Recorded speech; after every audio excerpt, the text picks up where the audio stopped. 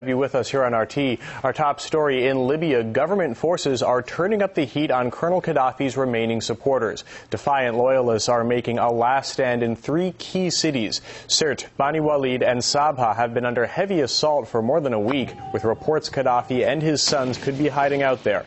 Meanwhile, the rest of Libya is reeling from months of civil war that's left tens of thousands dead. Ongoing NATO airstrikes have also reportedly killed a number of civilians by mistake, but some Western leaders are now facing charges at home for the legacy of that military intervention. RT's Daniel Bushell reports you may find some of these images disturbing. French ex-Foreign Minister Roland Dumas says he's ready to defend Muammar Gaddafi in the International Criminal Court, which has issued a warrant for his arrest. But NATO will have to find the colonel first. Libya's deposed leader is in hiding for good reason. If they find him, they'll kill him, like bin Laden. Some states are now claiming the right to kill, against all international law. Images like these are moving French lawyers to turn against their government. Nicolas Sarkozy faces lawsuits over the deaths of ordinary people in Libya. Lawyers here in France accuse the president of committing crimes against humanity.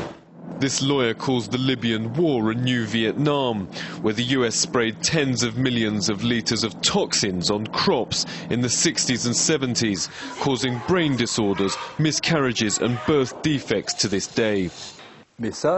They're using missiles with depleted uranium, which causes cancer.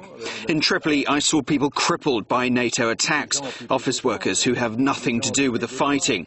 That's why we're suing President Sarkozy for crimes against humanity.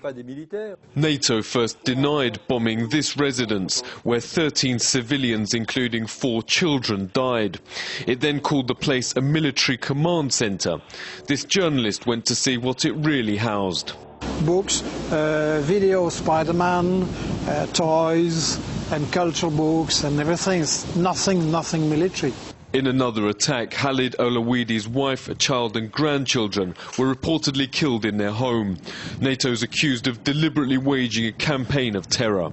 Their bombings targeted the electricity, water and food supply. After 5 months of daily NATO bombs and thousands of deaths, people will stop supporting the regime because they just can't take it anymore. Western leaders are poised for their first big legal challenge over Libya. If they stop the cases coming to court altogether, adds Ceccaldi, it will prove once and for all that Western justice really is run by politicians, not the rule of law.